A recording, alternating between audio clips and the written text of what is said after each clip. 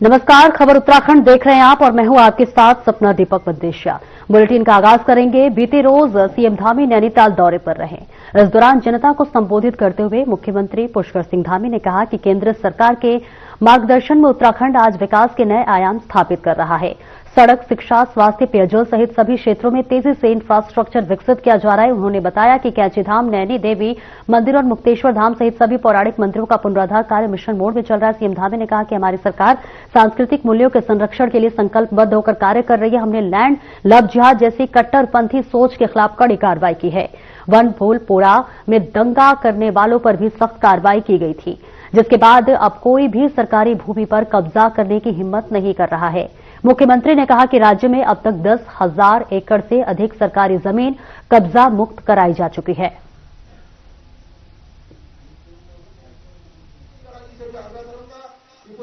बताइए, ऐसे कब्जा करने वालों को देवभूमि में अस्तित्व रहना चाहिए क्या? क्या हमें इनके खिलाफ कार्रवाई बंद कर देनी चाहिए? अरे जोर से बोलिए, कार्रवाई करनी चाहिए कि नहीं करनी चाहिए? हमारी माताएं बहनें यही बताएगी, ऐसे लोगों पर कार्रवाई करनी चाहिए कि नहीं करनी चाहिए? हमारी सरकार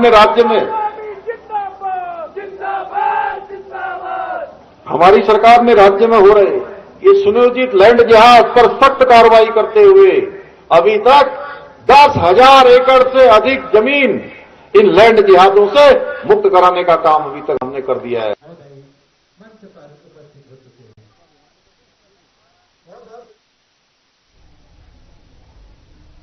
और बीते दिन सीएम धामी नैनीताल दौरे पर रहे। इस दौरान सीएम धामी ने कांग्रेस पर जमकर निशाना साधा। उन्होंने कहा कि कांग्रेस की आंखों पर वोट बैंक की पट्टी चढ़ी है। उन्हें लैंड जिहाद करने वाले ही अच्छे लगते हैं। उन्होंने प्रदेश की जनसंख्यांकिकी को बिगाड़ने के लिए ऐसे स्थानों पर विशेष समुदाय के लोगों को बसाया जहां वे पहले नहीं थे। साथ ही सीएम धामी ने कहा कि कांग्रेस को यूसीसी से भी तकलीफ है। उन्हें लगता है कि इससे विशेष समुदाय के अधिकार छीने जा रहे हैं। कांग्रेस अपनी वोट बैंक की राजनीति के चक्कर में सच्चाई का सामना नहीं करना चाहती।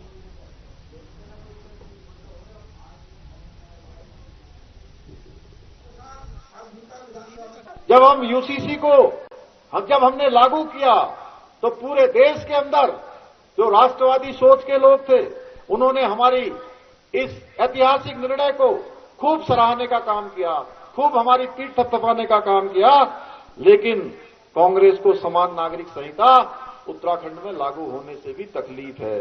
उन्हें लगता है कि इससे एक समुदाय विशेष के अधिकार छीने जा रहे हैं। परंतु आप बताइए, क्या हम अपने उत्तराखंड की माताओं को, बहनों को, महिलाओं को, उनके उत्पीड़न को बर्दाश्त कर सकते हैं क्या? क्या किसी को धर्म के आधार पर कानून के साथ खिलवाड़ करने की खुली छूट दे सकते हैं? लेकिन कांग्रेस अपनी वोट बैंक की राजनीति के चक्कर में सच्चाई का सामना नहीं करना चाहती है। भाइयों बहनों, हमने उत्तराखंड में पनप रही विभाजनकारी मानसिकता पर अंकुश लगाने के लिए राज्य में एक नया कानून लागू करके अब मदरसा बोर्ड को समाप्त करने का निर्णय लिया है। अगले वर्ष से 1 जुलाई 2026 से राज्य के अंदर वो सारे मदरसे बंद हो जाएंगे जिसमें राज्य के शिक्षा बोर्ड के द्वारा निर्धारित पाठ्यक्रम नहीं पढ़ाया जाएगा।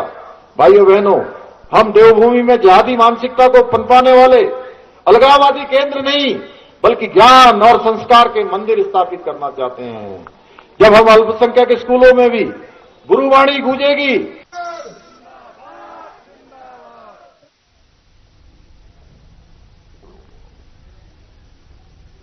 और चलिए आगे बढ़ते हैं। मुख्यमंत्री पुष्कर सिंह धामी की अध्यक्षता में उत्तराखंड की कैबिनेट बैठक हुई, जिसमें कई महत्वपूर्ण निर्णय लिए गए। इसी बैठक में राज्य में स्पेशल टाउनशिप विकसित कर नियोजित विकास के लिए उत्तराखंड टाउन प्लानिंग स्कीम में संशोधन को मंजूरी मिली, यानी शहरी योजनाओं और नए नियोजित शहर टाउनशिप विकसित करने के लिए कैबिनेट ने मंजूरी दे दी है। वहीं प्रदेश प्रवक्ता मथुरा दत्त जोशी ने इस फैसले को स्वागत योग्य बताया और कहा है कि जगह जगह ऑर्गेनाइजेशन हो रहा है, गांव जो है वो शहर में बदल रहे हैं। सरकार के इस निर्णय से पहाड़ों पर विकास होगा, जिससे पलायन को रोकने में मदद मिलेगी।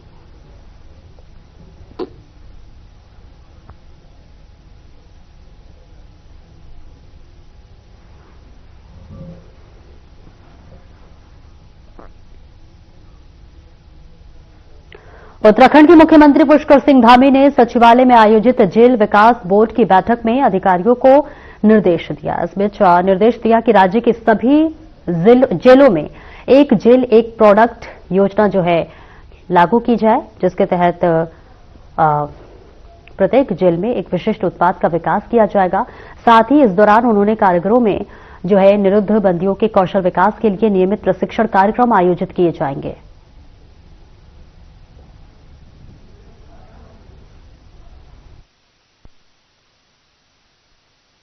देखिए, ये वर्ष 2023 में माननीय मुख्यमंत्री जी के आदेशानुसार एक जेल विकास बोर्ड का गठन किया गया था, जिसके माननीय मुख्यमंत्री जी स्वयं अध्यक्ष हैं और इसमें हमारे मुख्य सचिव, प्रमुख सचिव गृह या सचिव गृह और आईजी जेल, ये इसके प्रमुख रूप से सदस्य होते हैं। और तो आज जो मीटिंग हुई थी, माननीय मुख्यमंत्री जी ने स्वयं इसकी अध्यक्षता की। इत्तेफाक से वन मंत्री जी भी उसमें उपस्थित रहे और प्रमुख सचिव माननीय मुख्यमंत्री जी, गृह सचिव और मैं और हमारे एआईजी जेल। तो पहली जो पिछली मीटिंग थी उसमें जो कुछ निर्णय हुए थे कैदियों के कल्याण के लिए, तो सबसे पहले तो हमने उसका ब्यौरा माननीय मुख्यमंत्री जी के समक्ष प्रस्तुत किया था और उसमें जो कल्याणकारी योजना थी उनको माननीय मुख्यमंत्री जी द्वारा अप्रिशिएट भी किया गया। और उन्हीं के क्रम में जो आगे की हमारी योजनाएं हैं, तो वो योजनाएं तो लगभग 1 करोड़ रुपए की थी।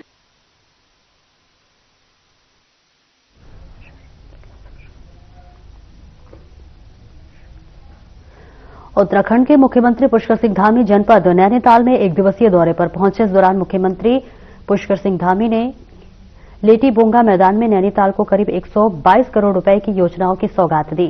सीएम धामी ने कुल 17 विकास योजनाओं का लोकार्पण एवं शिलान्यास किया। इस मौके पर उन्होंने स्थानीय जनता को भी संबोधित किया। जनता को संबोधित करते हुए सीएम धामी ने कहा कि भीमताल विधानसभा सहित पूरे नैनीताल जिले के समग्र विकास के लिए सरकार निरंतर कार्य कर रही है। देखिए, पूरे प्रदेश के साथ साथ नैनीताल जिला हमारा आज पर्यटन की दृष्टि से, आज होम स्टे संचालन की दृष्टि से और उद्यान की दृष्टि से अलग फलों के, सब्जियों के उत्पादन में बहुत महत्वपूर्ण जनपद है और पूरे देश दुनिया में इस जनपद का पहले से ही नाम है। तो ये जिला विकास के क्षेत्र में हर क्षेत्र में एक आदर्श स्थापित करे, एक आदर्श जिला बने। यहाँ पर आज सैकड़ों करोड़ की योजनाओं का यहाँ पर लोकार्पण शिलान्यास किया गया है और ये सभी योजनाएं आने वाले समय में इस जनपद के और भीमताल विधानसभा के विकास के क्षेत्र में एक मील का पत्थर साबित होंगी और सभी योजनाओं का जिनका शिलान्यास हुआ है वो सभी योजनाएं समय पर पूरी हो, पूरी गुणवत्ता के साथ उनका काम हो, उसके सभी निर्देश यहाँ पर दिए गए हैं। हमारा प्रयास होगा कि जिन योजनाओं का शिलान्यास हुआ है वो जल्दी से जल्दी पूरी हो। और पूरे देश के साथ साथ उत्तराखंड में भी एसआईआर को लेकर तैयारियां तेज होती हुई दिख रही है। तो वहीं एसआईआर को आवश्यकता बताते हुए बीजेपी विधायक विनोद चमोली ने कहा कि देश में समय समय पर घुसपैठ और आतंकवादी घटनाओं को देखते हुए एसआईआर की जरूरत है।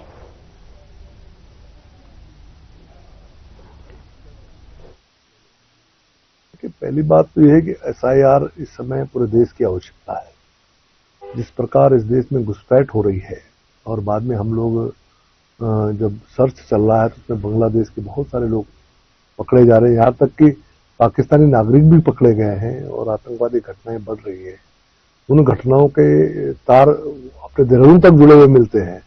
ये सारे घटनाक्रम इसलिए बढ़ रहे हैं कि विदेशी घुसपैठ यहाँ पर हुई है और पार्टी भी इसमें पूरी तरह मुस्तैद है। हमारे BLO 2 जो हम लोग अपॉइंट कर रहे हैं, जो बाकायदा इस पूरे जो अपना रिवीजन है, इंटेंसिव रिवीजन है, इस पर अपनी नजर रखेंगे और गलत लोग मतदाता बन ना पाए और सही लोग छूट ना पाए, ये हमारा सूत्र है। इस पर हम लोग काम कर रहे हैं।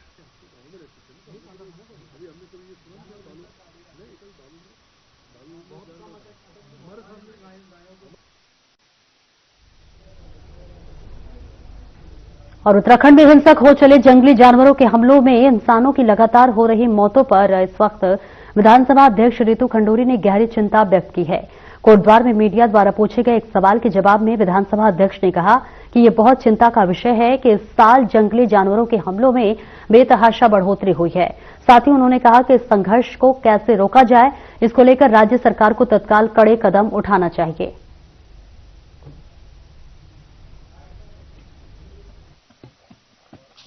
बिल्कुल, देखिए बहुत दुखद है कि हमारे भाई बहनों को, बच्चों को परेशानी हो रही है, जानवरों को लेकर परेशानी हो रही है। इस पे हम लोगों को सख्त कार्रवाई भी करनी चाहिए, एक पॉलिसीज भी होनी चाहिए जहां हम ये देखें कि ये जो हो रहा है अचानक इस बार बहुत ज्यादा हो रहा है, कि क्या कारण है जो इसका ये हो रहा है और किस तरह से इसे रोका जाए, थामा जाए। बिकॉज ह्यूमन लाइफ बहुत प्रेशियस है और हम लोगों को सबको इस बात की चिंता भी है और करनी भी चाहिए कि ऐसी चीजें ना हो।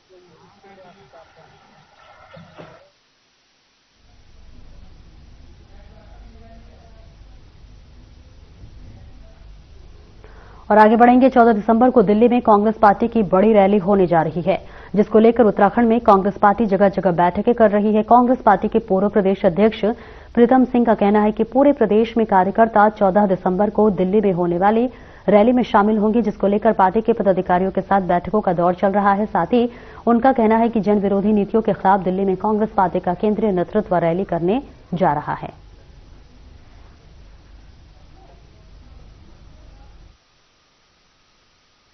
देखिए, 14 दिसंबर को जो है दिल्ली में जो है एक आयोजन राष्ट्रीय नेतृत्व ने किया है और उत्तराखंड से मैं समझ रहा हूँ कि बड़ी संख्या में कांग्रेस के लोग जो है उस लाल किले में जो आयोजित कार्यक्रम है उसमें शिरकत करने का काम करेंगे और लगभग 1000 कार्यकर्ताओं से ऊपर जो है वहां पर साथी आए थे और सबसे हमने कहा था कि स्वयं के संसाधनों से जाना है, तो सब लोग तैयार थे। तो ये आंकड़ा लगा पाना बड़ा मुश्किल है। बड़ी संख्या में मैं कह सकता हूँ कि 15 से 20 हजार के बीच में जो है लोग दिल्ली पहुंच कर।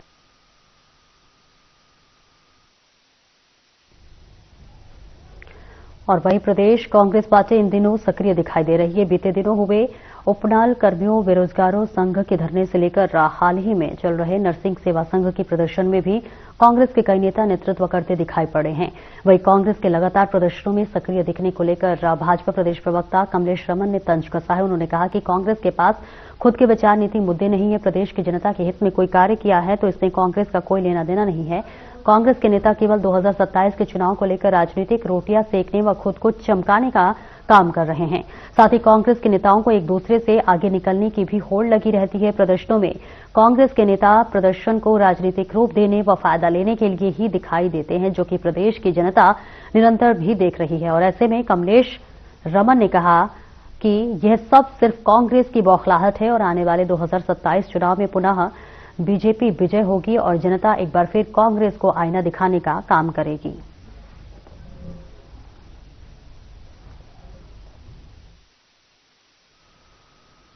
बिल्कुल, देखिए धामी सरकार ऐतिहासिक निर्णय लेने में जिस तरीके से अपनी एक नई पहचान बनाने का काम कर रही है, उसी के निमित्त एक बार फिर धामी सरकार ने निर्णय लिया है कि जितने भी हमारे कर्मचारी हैं सब अपनी संपत्तियों का ब्यौरा देंगे, चाहे उनके रिलेशन में हो, चाहे उनके परिवार के हो, उनके कितने बच्चे हैं, कितना बड़ा परिवार है, कौन आश्रित है, कौन नहीं है, इन सारी चीजों को उन्हें बताना पड़ेगा। और क्योंकि ये पारदर्शिता से जीरो टॉलरेंस पर चलने वाली धामी सरकार है और लगातार इस तरह के कार्य करते हुए जनता के हित में निर्णय ले रही है, तो मुझे लगता है कि एक बेहतर ऐसा ऐतिहासिक निर्णय है जो आगे चल करके ये कहीं ना कहीं एक हमारी जो पारदर्शिता से चलने वाली सरकार है उसको कहीं ना कहीं आगे चल करके इसमें बेनिफिट मिलेगा।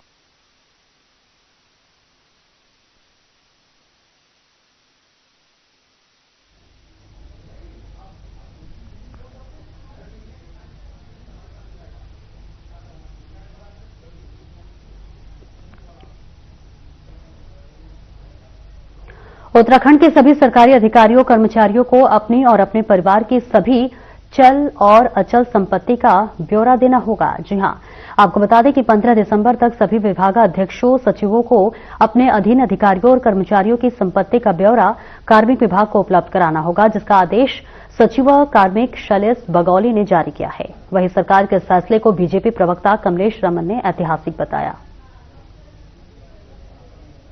कांग्रेस ने तो एक उदाहरण के तौर पे अगर मैं कहूँ, एक मुहावरा है कि जहां देखी तवा परात वहीं गुजारी सारी रात।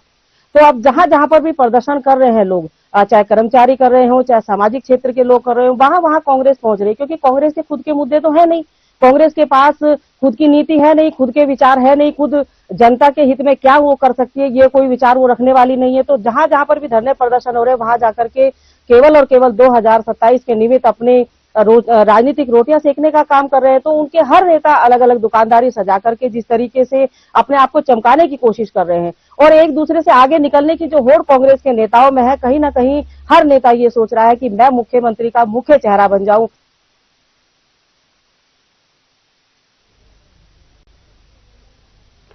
देहरादून शहर में शहरी विकास विभाग से जुड़ी तमाम समस्याओं को लेकर नगर निगम देहरादून में बड़ी बैठक का आयोजन किया गया, जहां राजपुर रोड विधायक खजानदास गढ़वाल, आयुक्त विनय शंकर पांडे, डीएम देहरादून सवीन बंसल समेत जिले के वरिष्ठ अधिकारी मौजूद रहे। वहीं बैठक के बाद विधायक खजानदास का कहना है कि शहर में ड्रेनेज, अतिक्रमण जैसी कई समस्याएं हैं जिनके समाधान को लेकर बैठक में चर्चा की गई है। साथ ही लगातार बैठकें करने पर भी सहमति बनी है।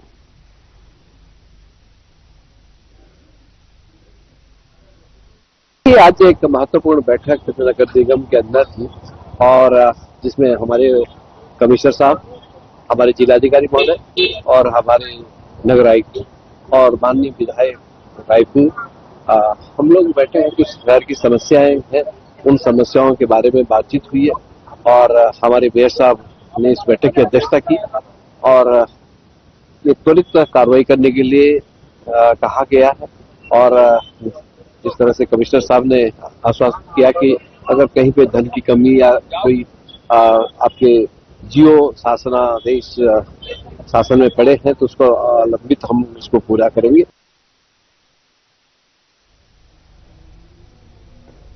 और ऋषिकेश क्षेत्र को बाल श्रम मुक्त बनाने की कोशिश तेज हो गई है, जिसके तहत श्रम विभाग ने सहयोगी संस्थाओं के साथ मिलकर बाजार में जन जागरूकता अभियान चलाया। इस दौरान अधिकारियों ने व्यापारियों को अपने प्रतिष्ठानों पर 18 साल से कम उम्र के बच्चों को काम पर नहीं रखने के लिए प्रेरित किया, जिस पर और जानकारी देते हुए लेबर कमिश्नर दीपक कुमार ने बताया कि पहले चरण में जागरूकता फैलाई जा रही है।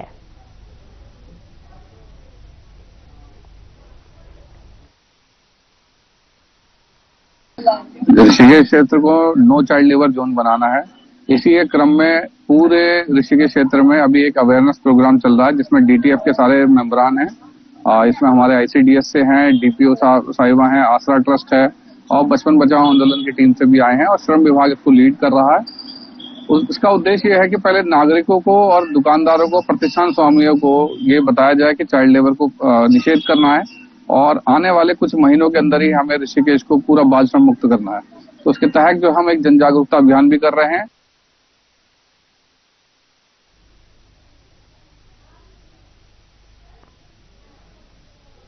लक्सर विकासखंड के अंतर्गत पड़ने वाली ग्राम पंचायतों में लगातार भ्रष्टाचार और गबन के मामले सामने आ रहे हैं, जिसका ताजा मामला मखियाली रेडा गांव का है, जहां पर ग्राम प्रधान तैयबा के ऊपर सर्व मौसम सड़क निर्माण और सिंचाई पाइपलाइन जैसी योजनाओं में भ्रष्टाचार किए जाने की पुष्टि हुई है, जिस पर एसडीएम सौरभ असवाल ने जानकारी देते हुए क्या कुछ बताया, आइए आपको सुनवाते हैं।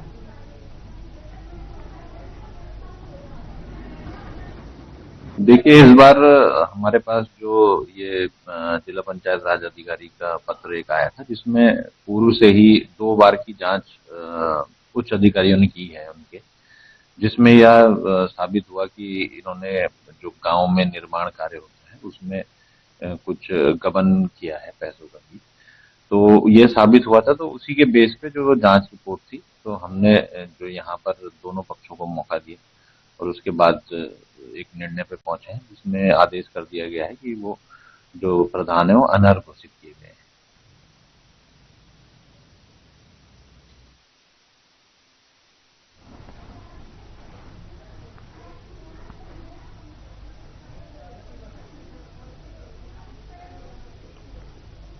कांग्रेस के वरिष्ठ नेता हरक सिंह रावत ने एक बार फिर से सिखों पर दिए गए अपने बयान पर सफाई दी है। रावत ने कहा कि उन्होंने सोच समझकर सिख समुदाय पर टिप्पणी नहीं की। उन्होंने कहा कि उनके द्वारा गलती से कुछ शब्द निकल गए थे, जिनको लेकर उन्होंने तत्काल माफी भी मांग ली। हरक सिंह रावत ने कहा कि एक बार फिर से पीएम मोदी ने गुरु तेग बहादुर को लेकर कुछ टिप्पणी की थी। क्या किसी ने उनसे माफी मांगने के लिए दबाव बनाया। रावत ने कहा कि मुझसे गलती से कुछ शब्द सिख समुदाय के लिए निकल गए थे, जिसके लिए उन्होंने गुरुद्वारे जाकर माफी मांगी और अब वो इस विषय पर कुछ नहीं कहना चाहते।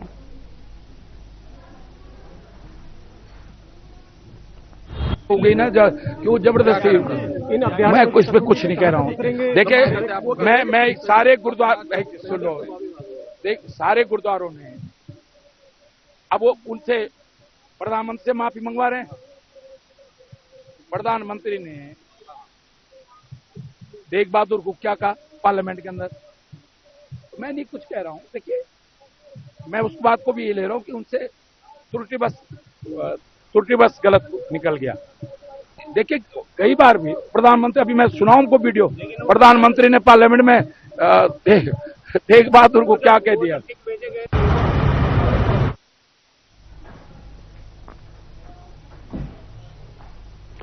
उत्तराखंड सरकार ने 15 आईपीएस अधिकारियों के तबादलों की बड़ी सूची जारी की है, जिसमें महत्वपूर्ण बदलाव किए गए हैं। इन तबादलों में सबसे महत्वपूर्ण जिम्मेदारी अपर सचिव गृह के पद पर आईपीएस तृप्ति भट्ट को दी गई है। आपको बता दें कि पिछले कुछ दिनों से प्रदेश में आईपीएस अधिकारियों के तबादलों को लेकर चर्चा हो रही थी और अब गृह विभाग ने इन चर्चाओं को समाप्त करते हुए आईपीएस अधिकारियों के तबादलों के आदेश जारी किए हैं।